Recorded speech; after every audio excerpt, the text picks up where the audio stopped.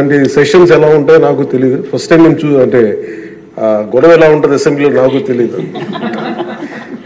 నాకు చాలా ఆశ్చర్యం కలిగింది ఏంటంటే ఆయన ఇది నేను ఇట్లాంటి గొడవలు టీవీల్లో గతంలో తెలంగాణ నరసింహన్ గారు గవర్నర్గా ఉన్నప్పుడు ఉమ్మడి రాష్ట్రం అప్పుడు గొడవలు చూసాను, టీవీలో చూసామని. అట్లీస్ట్ దానికి ఒక కారణం ఉండిందో ఇంకో 100 విభేదించే పరిస్థితులు ఉన్నాయి. ఇక్కడ విభేదించడానికి ఏముందో నాకు తెలియలేదు. నేను అనుకుంటా ఉన్నాను అసలు ఇలా ప్రవర్తించవచ్చా, ఇలా చేయొచ్చా అంటే ఇది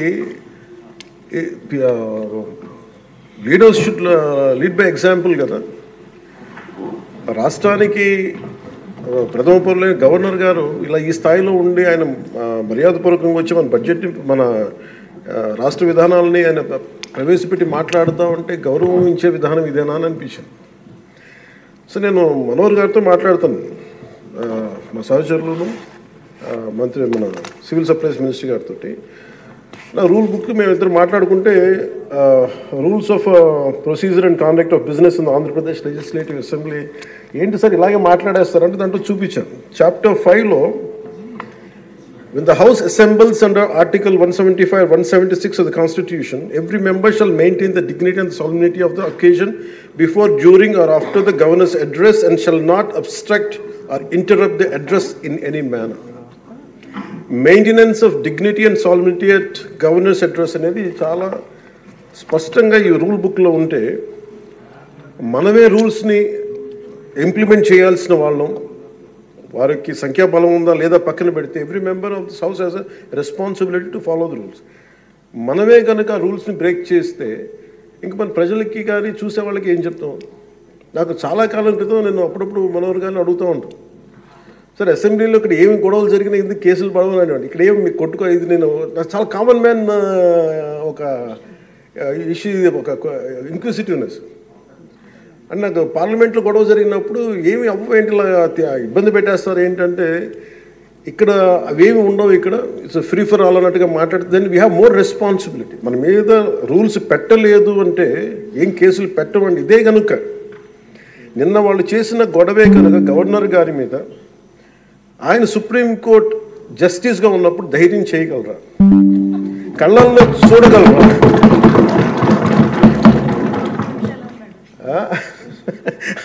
నాకు అది అనిపించింది. అంటే గౌరవించాల్సింది పోయి ఈ విధానం ఏంటనిపించింది. నిన్న టీవీ వాళ్ళని అడిగారు, మీరు వీళ్ళ వైసీపీ నాయకులు ఇలా మాట్లాడారు కదా, మీ ఇదేంటి అని. వైసీపీ సినోనిమ్ ఫర్ రక్కస్ అంటే గొడవకు కానీ బూతులు కానీ వాళ్ళు పర్యాయ పదం అయిపోయారు. అంటే నిన్న చూసిన గొడవ జరిగిన తర్వాత నాకు నిజంగా అనిపించింది, గౌరవ ముఖ్యమంత్రి గారు అన్ని సంవత్సరాలు వాళ్ళు ఎలాగా వాళ్ళ తట్టుగా నిలబడ్డారు, ఆయనకి హ్యాట్స్ ఆఫ్ తెలియజేస్తారు. అది ఎంత గట్స్ ఉండాలి, ఎంత దమ్ము ఉండాలి, ఎంత ధైర్యం ఉండాలి. అలాగే నాకు నిన్న గొడవలు జరుగుతుంటే నాకు అనిపించింది, నాకు ఇవే గుర్తొచ్చినాయి అధ్యక్ష. వాళ్ళు ఎప్పుడైతే పేపర్లు విసిరేసి అక్కడ దాకా వచ్చారో నాకు గుర్తొచ్చింది వివేకానంద రెడ్డి గారి హత్య గుర్తొచ్చింది. అంటే వాళ్ళ విధ్వంస విధానం చూశారు. అలాగే ప్రజావేదికని కూల్చిన విధానాన్ని గుర్తొచ్చింది అధ్యక్ష. 200 పైచిలకు ఆలయాలని విధ్వంసం గుర్తొచ్చింది అధ్యక్ష. డాక్టర్ సుధాకర్ గారు చనిపోయిన విధానం గుర్తొచ్చింది అధ్యక్ష. జంగారెడ్డి కల్తీ సారాలో చనిపోయిన చావులు గుర్తొచ్చినాయి అధ్యక్ష. సుప్రీంకోర్టు జడ్జిలతో లెటర్ రాసిన విధానం గుర్తొచ్చింది అధ్యక్ష. వాళ్ళు చేసిన గొడవకి మన హైకోర్టు ఆంధ్రప్రదేశ్ హైకోర్టు జడ్జెస్ని సోషల్ మీడియాలో బూతులు తిట్టిన విధానం గుర్తొచ్చింది అధ్యక్ష. సోషల్ మీడియా అబ్యూస్ గుర్తొచ్చింది అధ్యక్ష. పత్రికాధిపతులపై దాడులు గుర్తొచ్చినాయి అధ్యక్ష. రివర్స్ టెండరింగ్ గుర్తొచ్చింది అధ్యక్ష. పాలసీ టెర్రరిజం గుర్తొచ్చింది అధ్యక్ష. స్వయం మీ మీద జరిగిన టార్చరు, దాడులు, ఇబ్బంది పెట్టిన విధానం గుర్తొచ్చింది అధ్యక్ష. మన అడవుల విధ్వంసం గుర్తొచ్చింది అధ్యక్ష. చంద్రబాబు గారిని 53 రోజులు జైల్లో పెట్టి ఇబ్బంది పెట్టిన విధానం గుర్తొచ్చింది అధ్యక్ష. అమరావతి రైతుల్ని దారుణంగా రక్తాలు వచ్చేలా కొట్టి కేసులు పెట్టింది గుర్తొచ్చింది అధ్యక్ష. తిరుపతి కల్తీ లడ్డులు గుర్తొచ్చినాయి అధ్యక్ష. అబ్యూస్ ఆన్ విమెన్ గుర్తొచ్చింది అధ్యక్ష. మన కళ్ళ ముందు వీళ్ళు విధ్వంసం తెలియజేస్తూ ఉన్నారు. వీళ్ళు ఈ స్థాయిలో ఇక్కడ ప్రవర్తిస్తే దానికి సంబంధించి బయట ఇట్లాంటి గొడవలు జరుగుతాయి అధ్యక్ష. ఇది మారాలి అని చెప్పి మనం మాట్లాడితే ప్రజలు మనకి ఈ రోజున ఇంత అత్యధిక బలంతో మనల్ని ఇక్కడ నుంచోబెట్టారు అధ్యక్ష, ఇక్కడ కూర్చోబెట్టారు మనందరినీ. దీనికి గౌరవ ముఖ్యమంత్రి గారు ప్రదేశాలు చెప్తూ ఉంటారు. అలాగే ఇది మినిమం గవర్నమెంట్, ఇది మన నరేంద్ర మోదీ గారు చెప్తారు, గౌరవ ప్రధానమంత్రి, minimum government and maximum governance అని. దాంట్లో భాగంగానే చాలా గ్రేట్ అడ్మినిస్ట్రేటివ్ రిఫార్మ్స్ పట్టుకొచ్చారు. ఈ రోజున వాట్సాప్ గవర్నెన్స్ కూడా ముందుకు తీసుకెళ్ళడానికి ఆయన అనుభవం. అంటే మేము ఈ ప్రభుత్వం చేస్తున్నది అధ్యక్ష, ఎక్కడ కూడా ప్రభుత్వం ప్రజలకి సామరస్యపూర్వకంగా ఉండాలి, ఎక్కువ సానుకూలంగా ఉండాలి, ఎక్కువ బాధ్యతలు పెట్టాలి, ఎక్కువ బరువు పెట్టకూడదు అనే విధంగా గౌరవ ముఖ్యమంత్రి గారి ఆధ్వర్యంలో నడుస్తూ ఉంది ప్రభుత్వం. మేమందరం ఆయనకి సహాయ సహకారాలు అందిస్తూ ఉన్నాం అధ్యక్ష. Governor his excellency Abdul Nazeer గారికి రాష్ట్ర ప్రభుత్వ అధిపతిగా గవర్నర్ హోదాలో శాసనసభను ఉద్దేశించి రాష్ట్ర అభివృద్ధి భవిష్యత్ నమూనాను